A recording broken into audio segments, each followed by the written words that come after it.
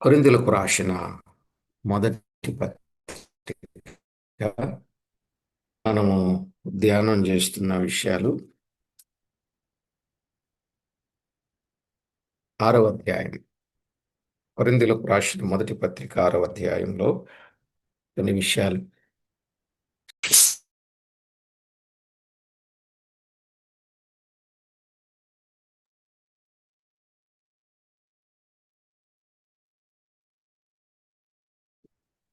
7వ వచనం నుండి 11వ వచనం వరకు ఉన్న సంగతులు చదువుకుందాం.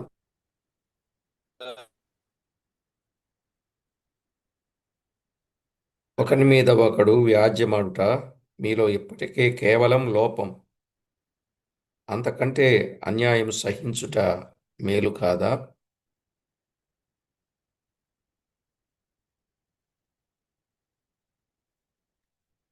దానికంటే మీ సొత్తులను అపహరింపబడనిచ్చుట మేలు కాదా?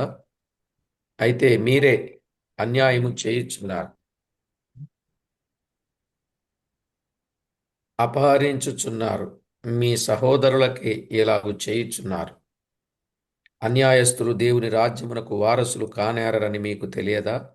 మోసపోకుడి. జారులైనను, విగ్రహారాధికులైనను, వ్యభిచారులైనను, ఆడంగితనము గలవారైనను, పురుష సంయోగులైనను, దొంగలైనను, లోబులైనను, త్రాగుబోతులైనను, దోషకులైనను, దోచుకుని వారైనను దేవుని రాజ్యమునకు వారసులు కానేరరు. మీలో కొందరట్టి వారై ఉంటిరి గాని ప్రభువైన యేసుక్రీస్తు నామమునను మన దేవుని ఆత్మయందును మీరు కడుగబడి పరిశుద్ధపరచబడిన వారై నీతిమంతులుగా తీర్చబడితిరి. చదవబడిన ఈ లేఖనం కొరకు ప్రార్థన చేసి వాక్యాన్ని ధ్యానం చేద్దాం. ప్రార్థన చేసుకుందాం. ప్రతి ఒక్కరూ ప్రార్థనలో ఏకీభవించండి. ప్రార్థన.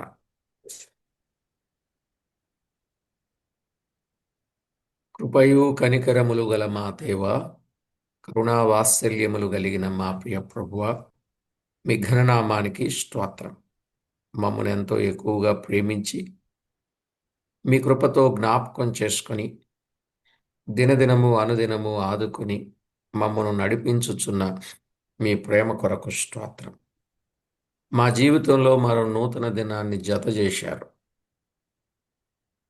ఈ దినం చూడలేని వారు చాలామంది ఉన్నారు, కానీ మమ్మునైతే జ్ఞాపకం చేసుకొని సుఖమైన నిద్ర, సుఖమైన మెలకువ దయచేసి పెందలకడనే సూర్యోదయము కంటే ముందే, అరుణోదయము కంటే ముందే వేకువజామునే లేచి మీ పాద సన్నిధికి చేరి మీ వాక్కులు వినగోరే భాగ్యం మాకిచ్చారు. పెందలకడనే మీ వాక్య ముఖదర్శనం మేము చేయడానికి మమ్మల్ని మీరు జ్ఞాపకం చేసుకున్నందుకు స్తోత్రం.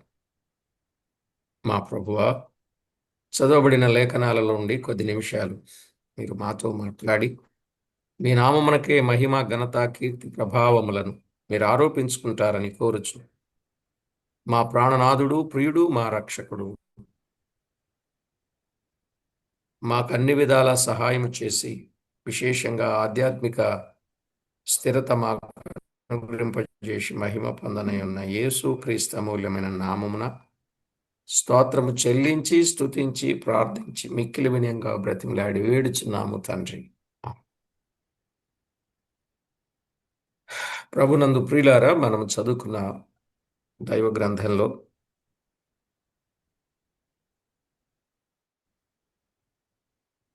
ఒక్కొక్కటి మనం వింటూ వచనాలలో విశ్వాసుల ఆధిక్యతను గుర్చిన సంగతి మనం వింటూ వచ్చాం.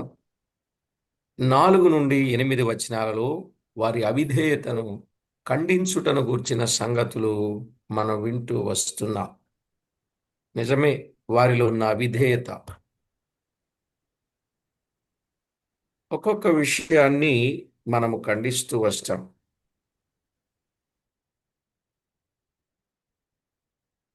7, 8 వచనాలలో ఒక అంతకంటే అన్యాయము సహించుట మేలు కాదా?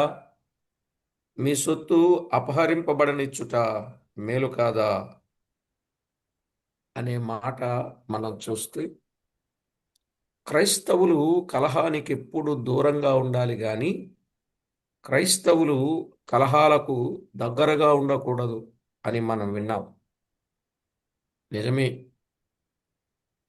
ఎందుకంటే క్రైస్తవుడు కలహం పడినప్పుడు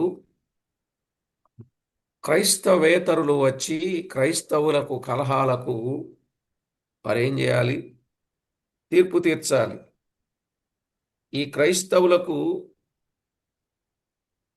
లోక సంబంధులు వచ్చి తీర్పు తీర్చకూడదు అనే ఒక సత్యాన్ని మనం గుర్తించాలి.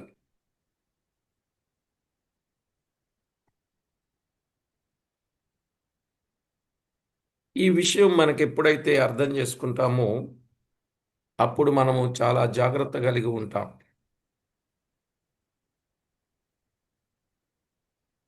కోర్టులు చుట్టూ తిరుగుట ఇది సరి అయిన విధానము కాదు.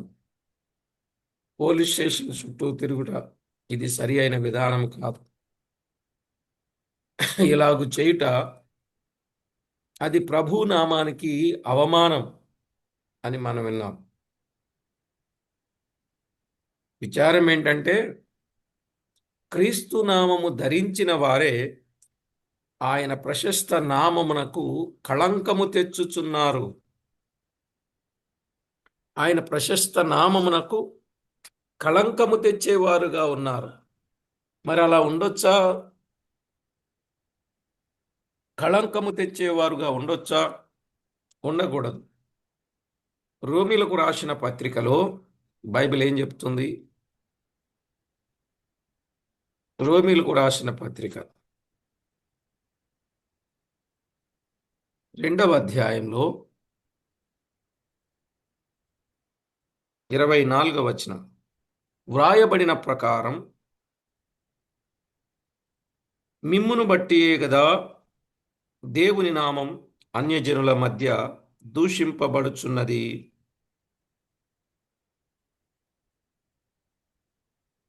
ఈ మాట ఎంత బాధాకరమైన విషయం.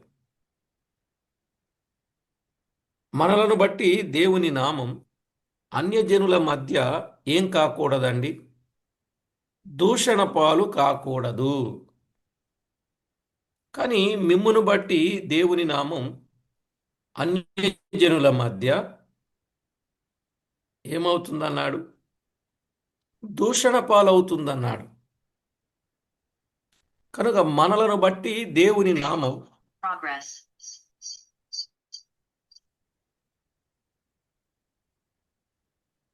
అన్యుల మధ్య దూషణ పాలు కాకూడదు.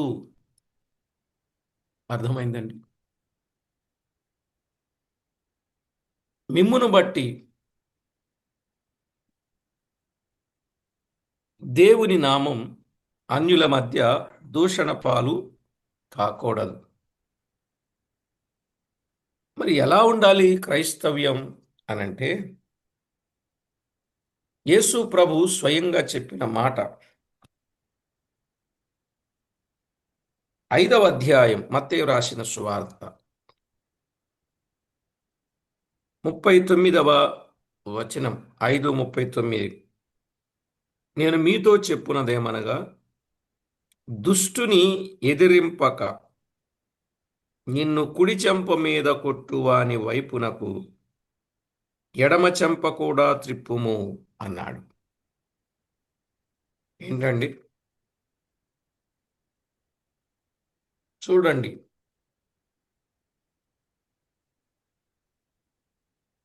రెండవ చెంప త్రిప్పడానికి మనము సిద్ధపడాలి. అంతేగాని క్రైస్తవ నామమునకు కళంకము తెచ్చే వారంగా ఉండకూడదు. ఇంకేం చేయాలి? పేతురు రాసిన మొదటి పత్రిక, పేతురు రాసిన మొదటి పత్రిక 2వ అధ్యాయం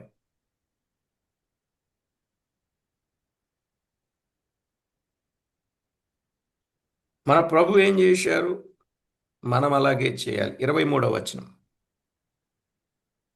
ఆయన దూషింపబడి బదులు దూషింపలేదు.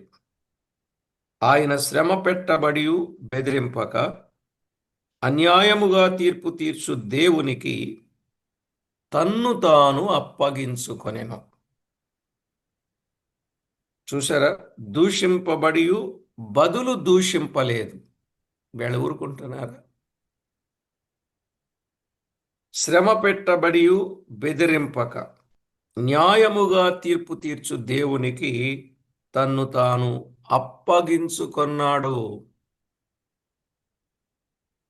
తన్ను తాను అప్పగించుకున్నాడండి. కనుక ఆయన నామం అన్యజనుల మధ్య దూషణ పాలు కాకుండునట్లు క్రైస్తవ్యం క్రీస్తును పోలిన అనుభవాన్ని కలిగి ఉండాలి అని తేటగా మనకు అర్థమవుతుంది. ఎందుకంటే ఒకటి, దుష్టుని ఎదిరింపక కుడి చెంప ఒక ప్రక్క కొట్టేవానికి రెండో చెంప తిప్పాలి అని ఇంకొక మాట ఉంటుంది. 1 మైలు రమ్మంటే 2 మైళ్ళు వెళ్ళాలి అని కదా. 2 మైళ్ళు వెళ్ళుటకైనా క్రీస్తు మనసు కలిగి ఉండవలెనని చెప్పాడు. దేవుని రాజ్యమునకు వారసులు ఎవరు కానేరరో ఈ కొరింథీయులకు రాసిన పత్రికలో తేటగా చెప్పాడు. దేవుని రాజ్యమునకు వారసులు ఎవరెవరు కారు? ఎవరు కారు చెప్పాడు 6వ అధ్యాయంలో 9, 10 వచనాలలో కదా. అన్యాయస్తులు గాని, జారులు గాని, విగ్రహారాధికులు గాని, వ్యభిచారులు గాని, అడంగితనము గలవారు గాని, పురుష సంయోగులు గాని, దొంగలు, లోబులు, త్రాగుబోతులు, దూషకులు, దోచుకొనువారు దేవుని రాజ్యమునకు వారసులు కానేరరు అన్నాడు. ఇంత తేటగా దైవలేఖనం తెలియచేస్తుందండి. మరి ఇలాంటి వారికి సంఘాలలో చోటు ఎలాగిస్తున్నాం? చోటు ఇవ్వకూడదు కదా. ఈ లోపం అనే పదాన్ని అపజయం అనే పదముతో భాషాంతరము చేయవచ్చట. ఈ లోపం అనే పదాన్ని అపజయము అని భాషాంతరము చేయవచ్చు.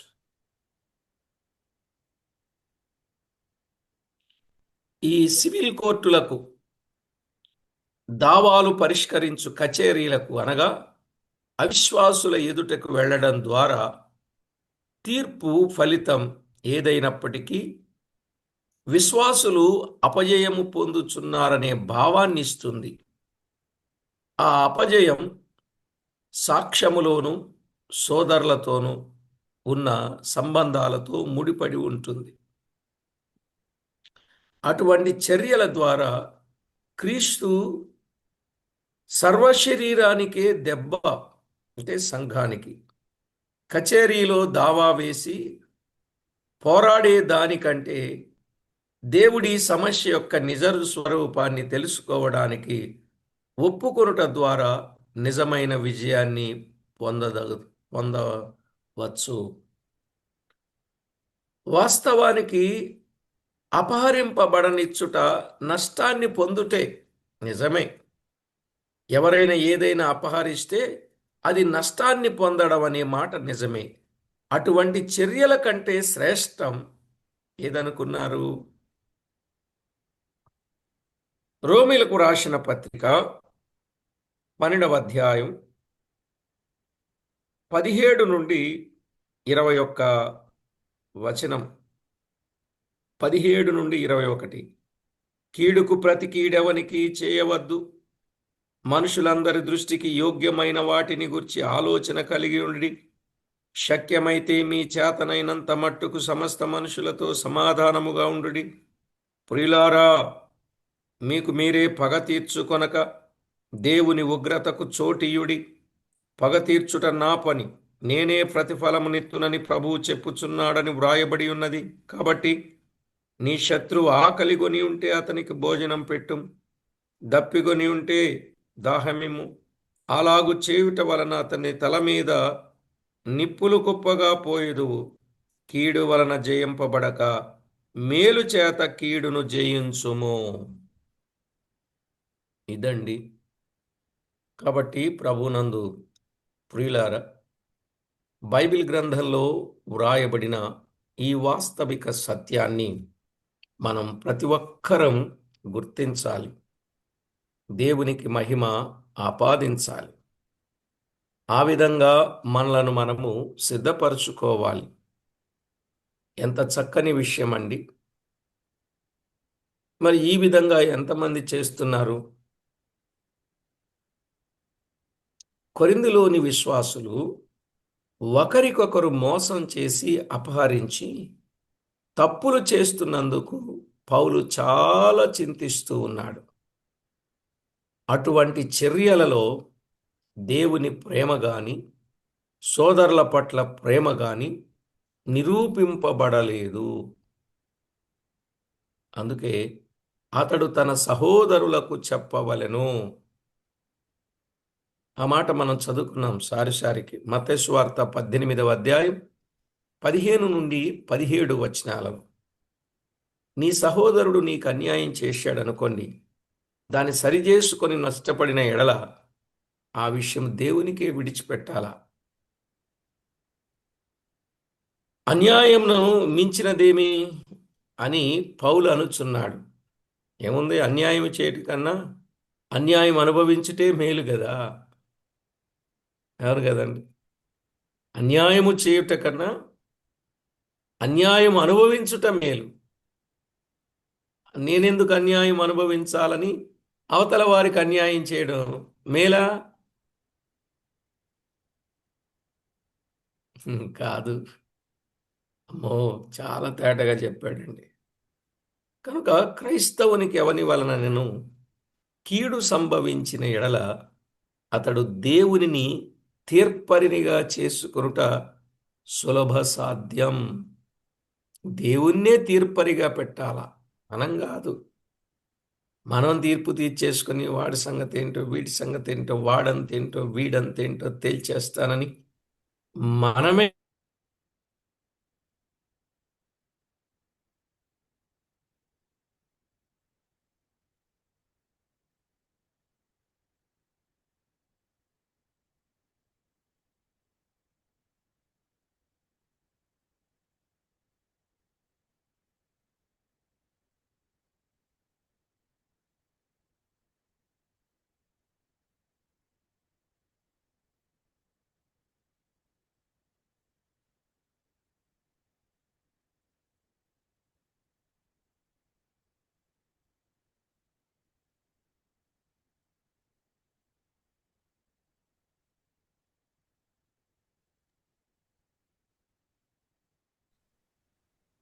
నా వాయిస్ రావట్లేదు అన్నా.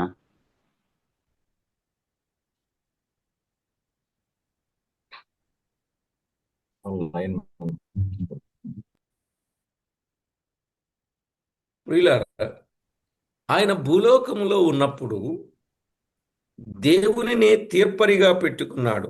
ఆయనే తీర్పు తీరుస్తాడు. మనం చదువుకున్నట్లు పేతురు రాసిన మొదటి పత్రిక 2వ అధ్యాయం 21వ వచనం, 23వ వచనం. క్రీస్తు తన వ్యాజ్యం దేవునికి అప్పగించాడు. దేవుడు కీడును అనుభవించినది తన బిడ్డల పక్షము వహించి తన నిర్ణయ సమయమందు వారి నిర్దోషత్వమును వెల్లడి చేయును. కానీ క్రైస్తవుడు తన తోటి విశ్వాసిపై వ్యాజ్యమాడుట చేయరాని పని. అది నిషేధింపవలసిన పని. సహోదరులకు అన్యాయము చేయొచ్చా అండి? సహోదరులకు ఎన్నడే గాని అన్యాయం అనేది చేయకూడదు. ఈ అన్యాయము చేయుట మంచి పని కాదు. తెస్సలోనికలకు రాసిన మొదటి పత్రిక 4వ అధ్యాయం 6వ వచనం. ఈ విషయమందెవడును అతిక్రమించి తన సహోదరునికి మోసము చేయకుండవలెను. ఎందుకనగా మేము పూర్వము మీతో చెప్పి సాక్ష్యమిచ్చిన ప్రకారం ప్రభు వీటన్నిటి విషయమై ప్రతిదండన చేయువాడు. చూడండి, తన సహోదరునికి మోసము చేయకుండవలెను అన్నాడు. ఇప్పుడు జరిగేదంతా ఏంటి? మోసమే. సహోదరునికి మోసం చేయకూడదండి. ప్రతి క్రైస్తవుడు, సహోదరైతే సహోదరి, మోసం అనేది చేయకూడదు. మోసం చేసిన వాడు మోసంలో పడిపోతాడు. అందుకే ఎప్పుడే గాని మోసం చేసేటట్టు ఉండకూడదండి. మోసం చేయాలా, మేలు చేయాలా? మేలే చేయాలి.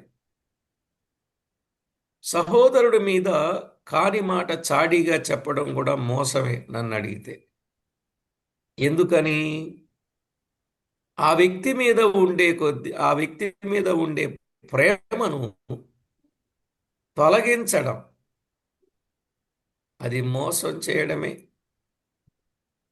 ఇప్పుడు ఒక వ్యక్తి మీద చెడ్డ మాటలు చెప్తున్నారనుకోండి, ఆటోమేటిక్గా ఏమైపోతారండి?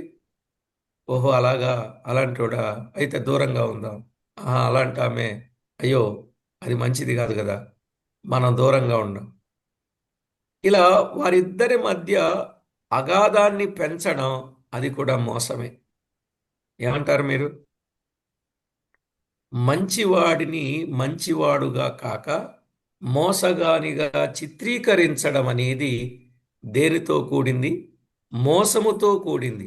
కనుక మన జీవితంలో అలాంటి అనుభవం ఎన్నడూ లేక దేవునికి మహిమకరంగా మనము జీవించవలసిన ఆవశ్యకత ఉంది. కనుక సహోదరునికి ఎప్పుడు మోసం చేయకూడదండి. చెడ్డ మాట ఏది చెప్పినా మోసం చేసినట్టే అని ఇంత స్పష్టంగా బైబిల్ గ్రంథం చెప్తా ఉంది. కనుక కీడుకు ప్రతి కీడు చేయక మేలే చేయాలి గాని మోసం చేసేటట్లు ఉండకూడదు. ఇక కొరింథీ పత్రికలో ఏం చెప్పాడండి? 6వ అధ్యాయం 9 నుండి 11 వచనాలు. 9 నుండి 11 వచనాలలో, 6వ అధ్యాయం 9 నుండి 11 వచనాలు. ఇక మనం దేవుని రాజ్యానికి వారసులు ఎవరు, వారసులు కాని వారెవరనే స్థితి. ఇక్కడ ఈ 3 వచనాలలో, 9, 10, 11 వచనాలలో పూర్వస్థితి, ప్రస్తుత స్థితి. పూర్వస్థితి చెప్పబడుతుంది, ప్రస్తుత స్థితి చెప్పబడుతుంది. కొరింథీలే కాదు, ప్రతి విశ్వాసి కూడా అన్యాయస్తులు దేవుని రాజ్యమునకు వారసులు కానేరరు అనే సంగతి తెలుసుకొనవలనని పౌలు వారికి జ్ఞాపకం చేస్తున్నాడు. అర్థమైందండి? పౌలు వారికి జ్ఞాపకం చేస్తున్నాడు. ఇలా చేయడానికి ఒకరి పట్ల ఒకరి చర్యకు ప్రవర్తన దారి తీసేది. దేవునికిని ఇతర మనుషులకును చివరగా తమకే విరోధముగా ఉన్నాయని వర్ణించారు. పాపాల పొడవైన పట్టినొక దానిని పేర్కొనుచూ ఉన్నాడు ఈ భాగంలో. పాపాల పొడవైన పట్టి కనపడిందండి? పాపాల పొడవైన పట్టి. కాబట్టి ఇలాంటి జీవితాలు ఉండకూడదు. కొరింథీల జీవితాలలో ఈ సంగతి ఒక భాగమై ఉన్నది.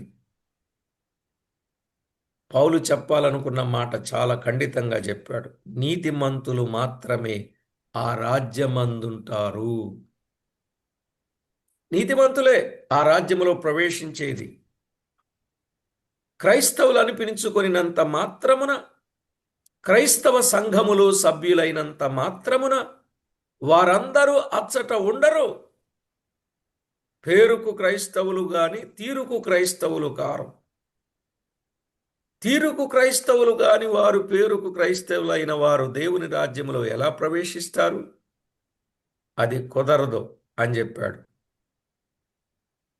దేవుని వైపు తిరిగి వారి క్రమజీవితమును బట్టి వారు ప్రభు వైపు తిరిగిన వారని నిరూపించగలిగిన వారే నీతిమంతులు.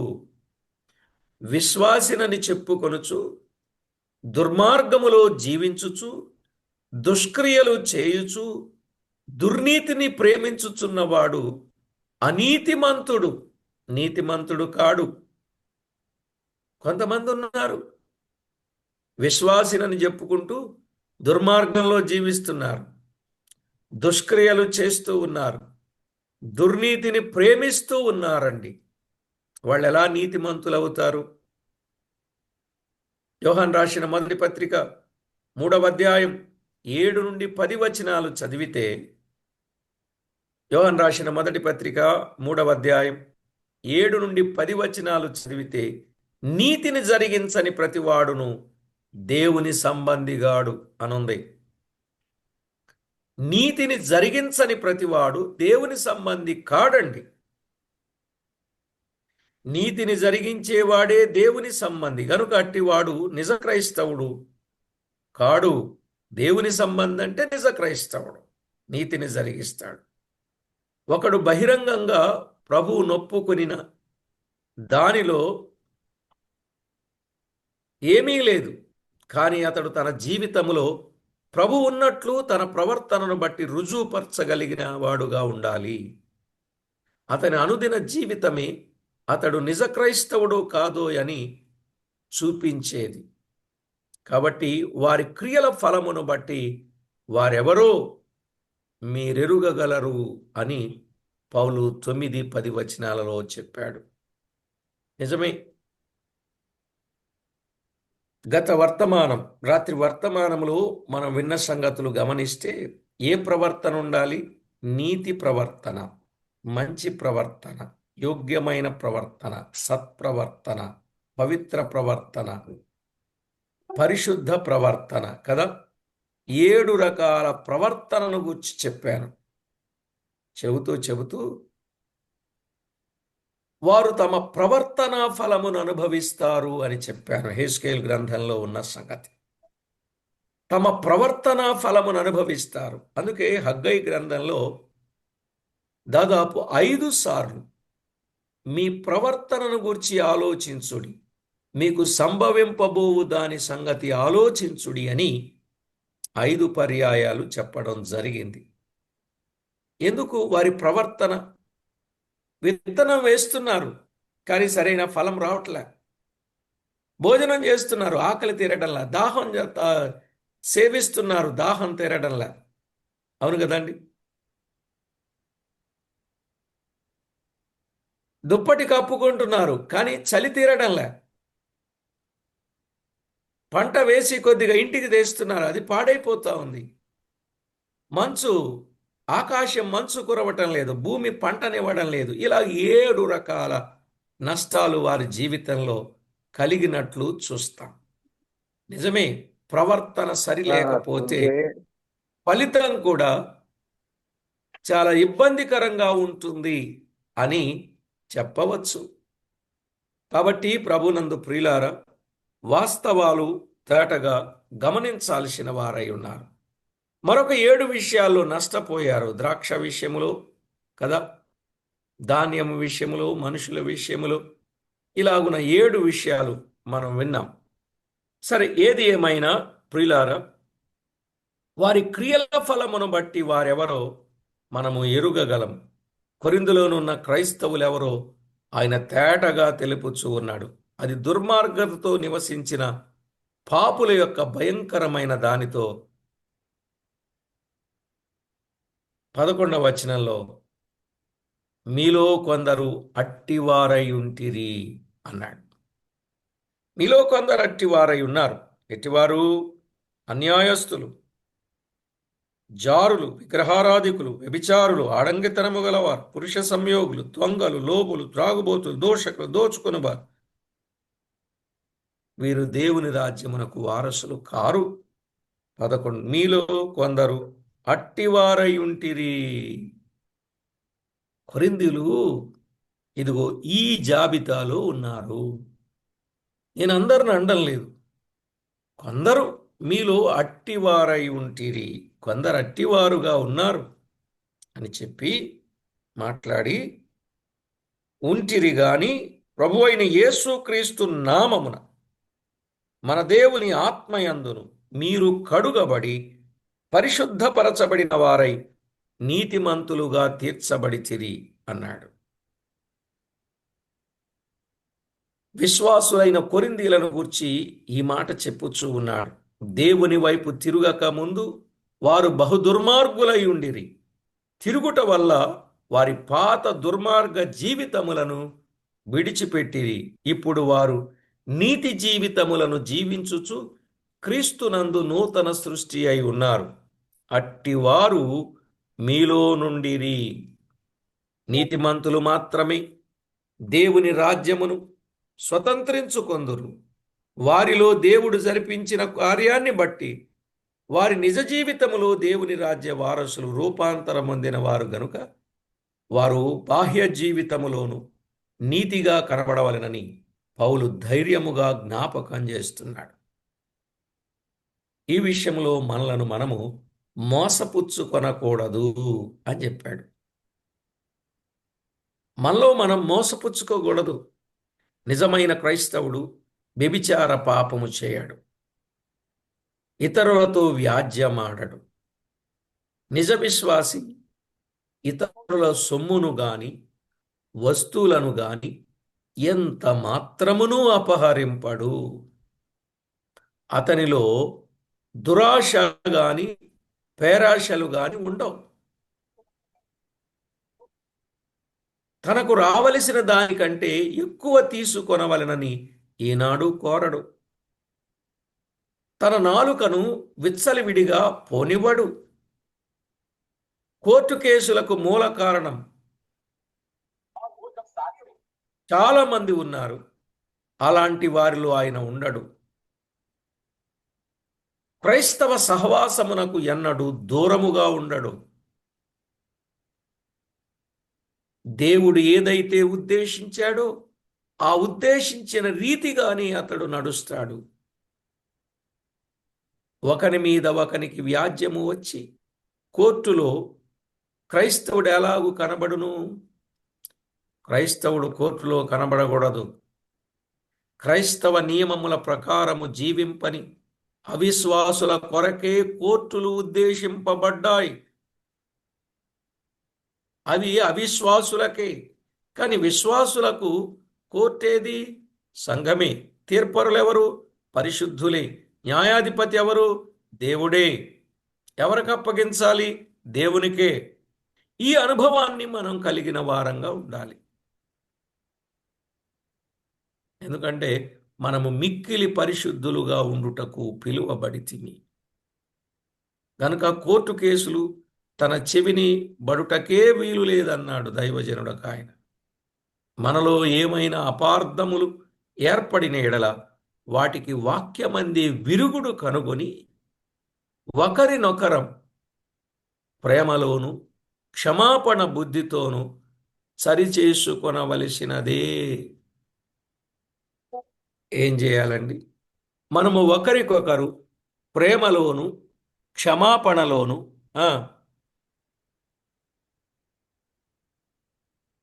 సరిచేసుకొనవలసిన వారమే.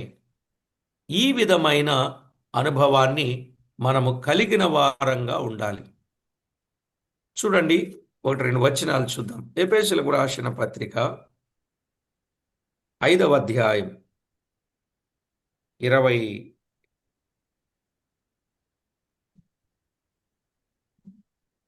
6వ వచనాన్ని మనము చదివితే 26, 25 నుండి మనము 30 వచనాలు చదివితే ఒకరినొకరు ప్రేమించాలి అనే సత్యాన్ని మనం చూస్తాం. ప్రేమలో, ఎందుకంటే ప్రభు క్రీస్తు కూడా సంఘమును ప్రేమించి, ఆ మాట పట్టుకోండి, క్రీస్తు సంఘమును ప్రేమించాడు గనుక ప్రతి ఒక్కరు కూడా ఏం చేయాలి? ప్రేమించాలి. ప్రేమించాలి. మన ప్రభువు మనలను ప్రేమించాడు కాబట్టి మనం కూడా ఇతరులను ప్రేమించాలి అనే మాట తేటగా చెప్పాడు. నిజమే ప్రియులారా, ప్రేమ ఏం చేస్తుంది? పేతురు రాసిన మొదటి పత్రిక 4వ అధ్యాయములో ప్రేమ దోషాలను కప్పుతుంది. ప్రేమ దోషాలను కప్పుతుంది. కప్పుతుందా? చెప్తుందా అండి? ప్రేమ దోషాలను కప్పేదిగా ఉంది. 4:8 ప్రేమ అనేక పాపములను కప్పును గనుక అన్నింటికంటే ముఖ్యముగా ఒకని ఎడల ఒకడు మిక్కుటమైన ప్రేమ గలవారయుండుడి. ఆతిథ్యమిస్తే సణుగు కొనకుండా ఒకనికి ఒకడు ఆతిథ్యము చేయుడి. సణుక్కోవద్దు అని చెప్పాడు. ప్రియులారా, జీవము గల దేవుని వాక్యంలో మనము తేటగా గమనిస్తున్నాం. కనుక ఒకరికొకరం ప్రేమ కలిగిన వారముగా ఉండాలి అనే మాట చాలా వివరంగా చెప్పాడు. ఎందుకంటారా? తీతు పత్రిక 3వ అధ్యాయం 5వ వచనములో మనము నీతిని అనుసరించి చేసిన క్రియల మూలముగా కాక తన కనికరము చొప్పునని పునర్జన్మ సంబంధమైన స్నానము ద్వారా పరిశుద్ధాత్మ మనకు నూతన స్వభావము కలుగ చేయుట ద్వారాను మనలను రక్షించెను. మన ప్రభు మనము నీతిని అనుసరించి చేసిన క్రియలను బట్టి కాక తన కనికరం కాబట్టి మనం కూడా ఏం చూపాలి? ప్రేమ, కనికరం, దయ, వాత్సల్యం ఇవన్నీ చూపించబద్ధులమై ఉన్నాం. ఈ సంగతులన్నీ మనం కొంచెం ఆలోచన చేయండి కదా.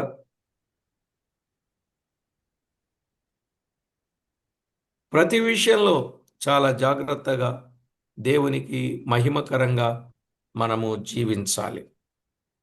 కాబట్టి ప్రభునందు ప్రియులారా, ఇలా ప్రేమ కలిగి ఉండాలి, పాపము లేని వారంగా ఉండాలి, పొరుగు వారి విషయంలో కీడు చేయకుండా ఉండాలి, చేతనైనంత మట్టుకు మేలు చేస్తూ ఉండాలి, అందరితోనూ సాధ్యమైనంత వరకు సమాధానంగా ఉండాలి, దేవుని రాజ్యమునకు వారసులుగా ఉండాలి.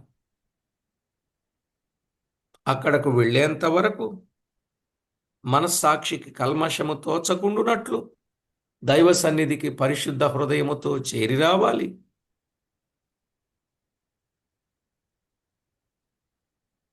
అలా చేరి వచ్చిన మనం ఒకరినొకరు హెచ్చరించుకోవాలి, పురుకొల్పుకోవాలి, ప్రేమ చూపుకోవాలి, సత్కార్యములు చేయాలి.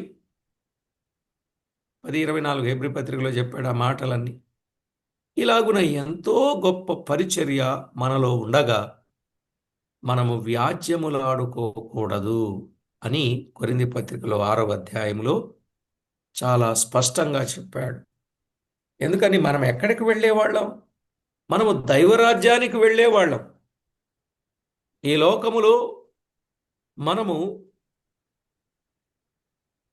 దేవుణ్ణి ప్రత్యక్షపరిచేవారం, దేవుణ్ణి చూపించేవారం, దేవుని పోలి జీవించేవారం, దేవుని అడుగుజాడలలో నడిచేవారం, మనం ప్రభు దగ్గరకు ఆకర్షించేవారం. అలా ఉండవలసిన మన జీవితంలో ఇలాంటి సమస్యలన్నీ పెట్టుకోవడం న్యాయం కాదు అని చెప్పాడు. మనం కడుగబడిన వారం, ఆత్మ వలన కడుగబడిన వారం, నీతిమంతులముగా తీర్చబడిన వారం, నిత్య జీవమునకు వారసులమైన వారం. సంగతులను జ్ఞాపకం చేస్తూ కొరింథీలను సవరిస్తూ వచ్చాడు. ఏమండి? సవరిస్తూ వచ్చాడా? సమర్థిస్తూ వచ్చాడా? సరిచేస్తూ వచ్చాడా? సమర్థిస్తూ వచ్చాడా? పౌలండి. సరిచేస్తూ వచ్చాడు. మనము అదేమో ఆ? మనమేం చేస్తాం? సరిచేస్తూ కాదు, సమర్థిస్తూ వస్తాం. అదే పెద్ద తప్పు. సరిచేయాలి, చేతనైనంత మట్టుకు సరిచేయాలి గాని సమర్థించేటట్టుగా వద్దు. మ్యూట్ పెట్టండి.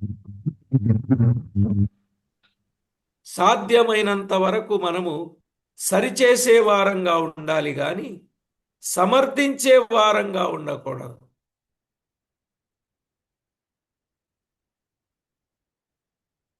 ప్రియులారా, అలా చేస్తే ఆ ఆత్మకు నష్టాన్ని కలుగజేసిన వారమై ఉంటాం.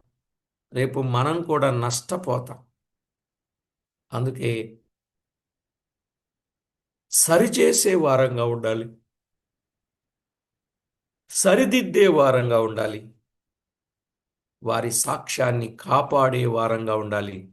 మన సాక్ష్యాన్ని మనం కాపాడుకున్న వారమై వారి సాక్ష్యాన్ని కాపాడే వారంగా ఉండాలి. అలాగూ సిద్ధపడదాం. ప్రార్థన చేసుకుందాం.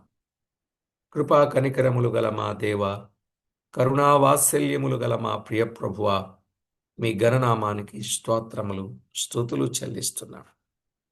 ఎంతో ప్రేమించిన దేవుడవు, కృపతో జ్ఞాపకం చేసుకున్నవాడవు నీవే. అందును బట్టి మీకు స్తోత్రం. విన్న విషయాలు అందరి హృదయాలలో ఫలింపజేయండి.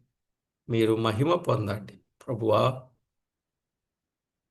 సంఘములో ఉన్న మేము, సహవాసములో ఉన్న మేము, సత్యములో ఉన్న మేము, స్తంభాలుగా ఉన్న మేము, సాక్ష్యము కలిగి ఉన్న మేము, సహోదరుల మధ్య ఎలాగున మా జీవితాలు ఉండాలో, మీకు మహిమ తేవాలో, మాదిరిని చూపాలో, ఇత్యాది విషయాలన్నీ కూడా మీరు మాతో తేటగా మాట్లాడుచూ వస్తున్నందుకు కృతజ్ఞతలు చెల్లించుచు మా ప్రాణనాథుడు, ప్రియుడు, మా రక్షకుడైన యేసుక్రీస్తు అమూల్యమైన నామమున స్తోత్రము చెల్లించి స్తుతించి ప్రార్థించి వినులమై వేడుచూ ఉన్నాము తండ్రి.